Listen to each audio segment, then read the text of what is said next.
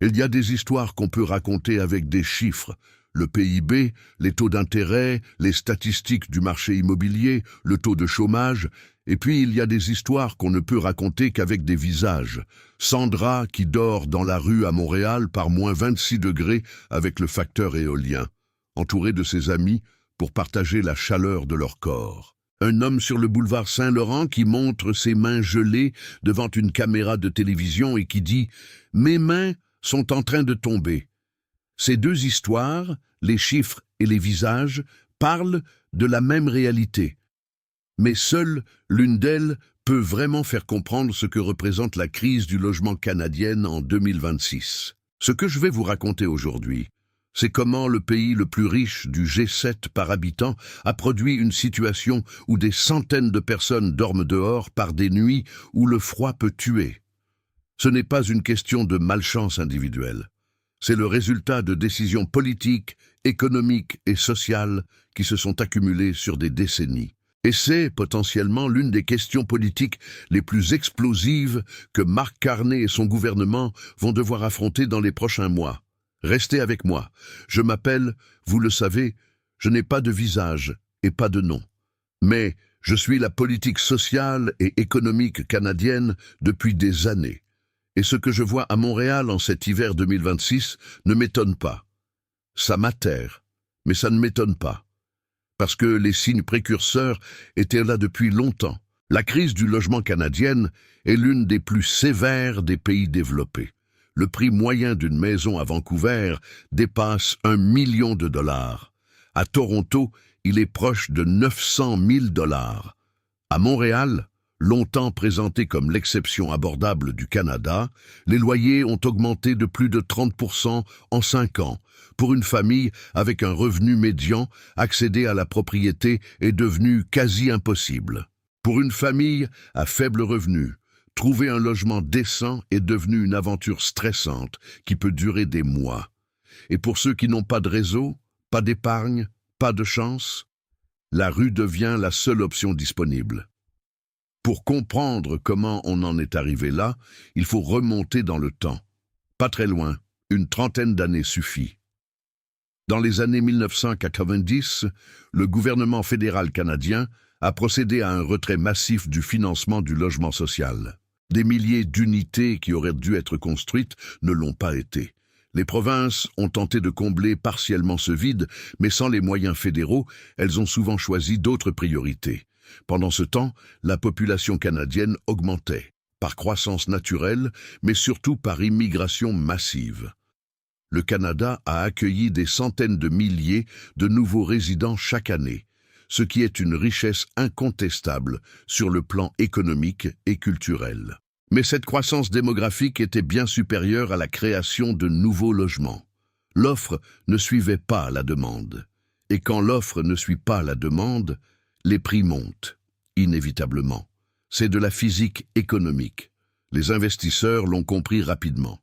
L'immobilier canadien est devenu une classe d'actifs attrayante, non pas pour y habiter, mais pour y investir. Des sociétés immobilières, des fonds d'investissement, des acheteurs étrangers ont acheté des propriétés non pas pour les louer à des tarifs abordables, mais pour les valoriser. Cette financiarisation du logement, transformer un besoin fondamental en produit spéculatif, est au cœur de la crise actuelle. Les chiffres sont éloquents. Le prix moyen d'une maison à Vancouver dépasse 1 million de dollars. À Toronto, il approche les 900 000 dollars. À Montréal, longtemps présenté comme l'exception abordable du Canada, les loyers ont augmenté de plus de 30% en 5 ans. Pour une famille avec un revenu médian, accéder à la propriété est devenu quasi impossible. Pour une famille à faible revenu, trouver un logement décent est devenu une aventure stressante qui peut durer des mois. Et l'impact de cette crise ne se limite pas aux personnes sans abri visibles dans les rues. Pour chaque Sandra qui dort dehors par moins 26 degrés, il y en a 10 qui dorment dans des sous-sols non conformes, dans des appartements surpeuplés où 3 générations partagent 4 pièces, dans des hébergements d'urgence qui sont censés être temporaires mais qui deviennent permanents, dans des situations de précarité que les statistiques officielles ne capturent pas vraiment. L'itinérance visible n'est que la partie émergée d'un iceberg beaucoup plus vaste de précarité résidentielle. Sandra, sur le boulevard Saint-Laurent, n'est pas simplement une personne qui a fait de mauvais choix. Elle est le produit visible d'un système qui a systématiquement priorisé la valeur financière du logement sur sa valeur sociale. Quand un appartement vaut plus vide qu'habité parce qu'il peut être mis en location courte durée ou revendu à profit, des gens comme Sandra n'ont plus de place dans le marché. Elles sont exclues, non pas par malveillance, mais par la logique implacable d'un système qui a cessé de les voir comme des personnes ayant besoin d'un toit et a commencé à les voir comme des obstacles à la valorisation d'un actif. Et les itinérants de Montréal, ceux que les équipes de la mission voient chaque nuit, ceux que les cliniques mobiles essayent d'atteindre avec des vêtements chauds et un café, sont l'extrémité visible d'un iceberg beaucoup plus large. Pour chaque personne qui dort dans la rue, il y en a 10 qui dorment dans des sous-sols non conformes, dans des appartements surpeuplés, dans des hébergements d'urgence permanents, dans des situations de précarité que les statistiques officielles du logement ne capturent pas vraiment. Il y a un aspect de cette crise que les reportages habituels montrent rarement. Les raisons pour lesquelles des gens comme Sandra ne vont pas dans les ressources d'hébergement disponibles, quand elles le sont. Les intervenants de la mission à Montréal l'expliquent avec une franchise qu'on n'entend pas souvent dans les discours politiques. Les règlements sont nombreux, la cohabitation est difficile, il y a des conflits entre les résidents, et pour certaines personnes, la rue avec ses amis de confiance est subjectivement plus sûre qu'un dortoir avec des inconnus. Ce n'est pas de l'irrationalité, c'est de la gestion du risque dans un environnement où la confiance est rare et précieuse. Les gens qui ont été blessés, abandonnés, trahis par des institutions censées les aider ne se précipitent pas vers de nouvelles institutions sous prétexte qu'elles ont de bonnes intentions. Et cette réalité pose une question difficile aux décideurs politiques. Comment concevoir des services qui répondent vraiment aux besoins des personnes les plus vulnérables, plutôt que des services qui correspondent à l'idée qu'on se fait de ces besoins depuis un bureau ministériel? Parlons maintenant de la dimension politique de cette crise. Mark Carney est arrivé au pouvoir avec une réputation de technocrate sérieux et une promesse de s'attaquer à la crise du logement. Son gouvernement a annoncé des mesures, des objectifs de construction ambitieux, des mesures pour décourager la spéculation immobilière, des investissements dans le logement abordable.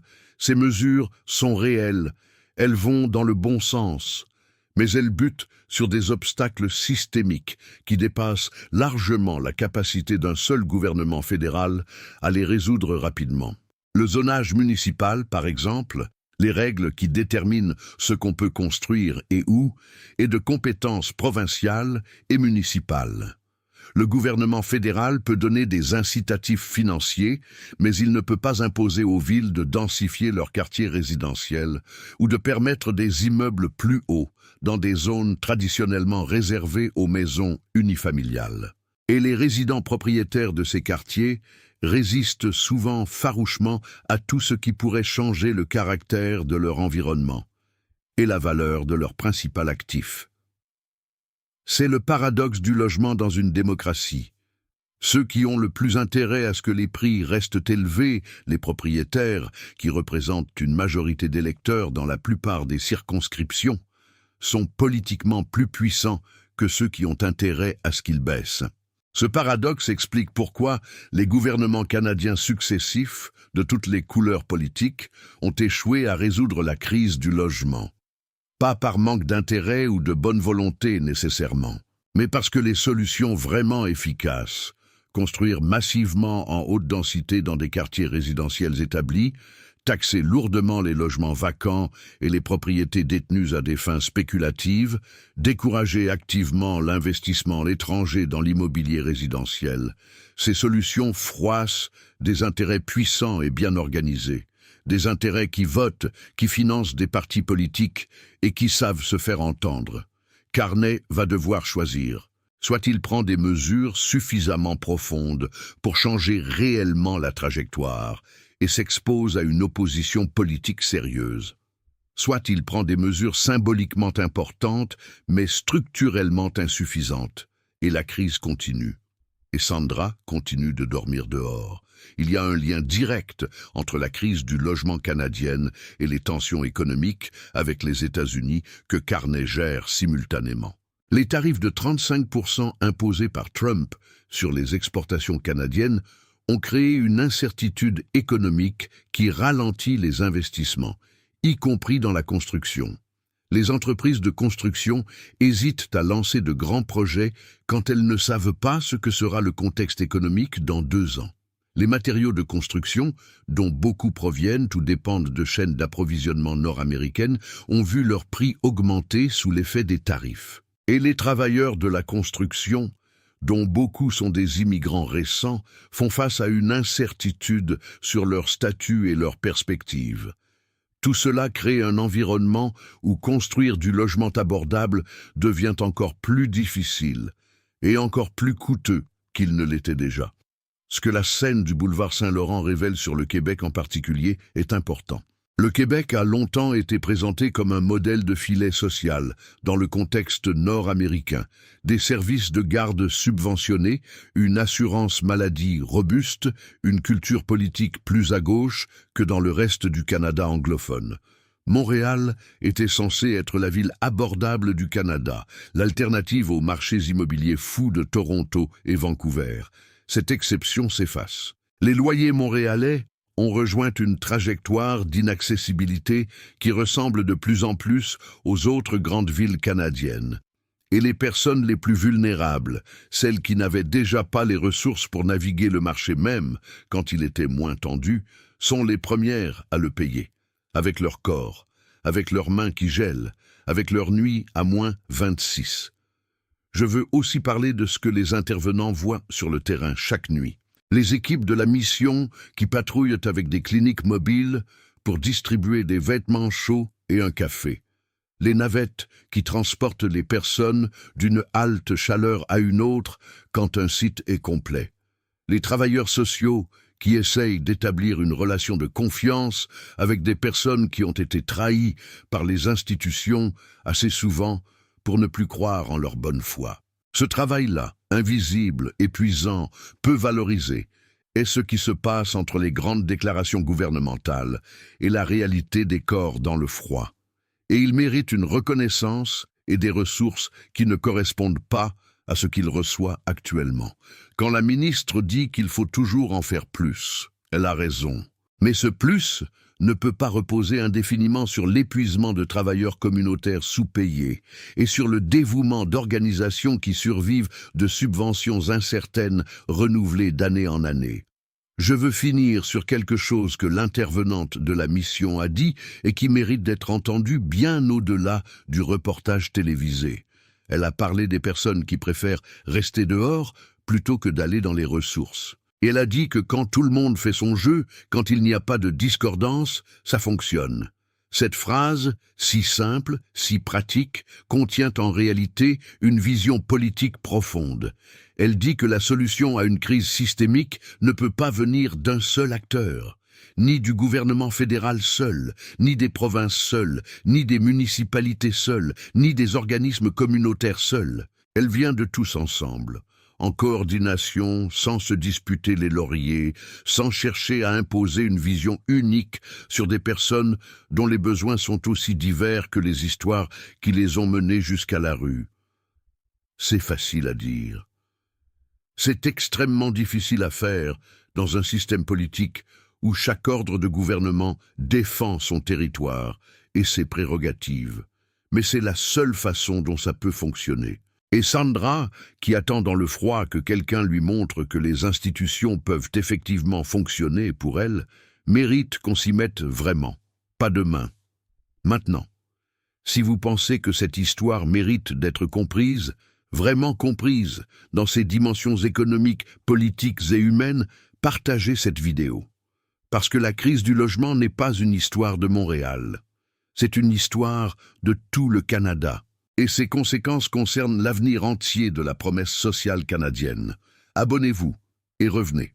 Il y a une dernière dimension que je veux aborder. ce que cette crise dit sur la promesse canadienne au monde.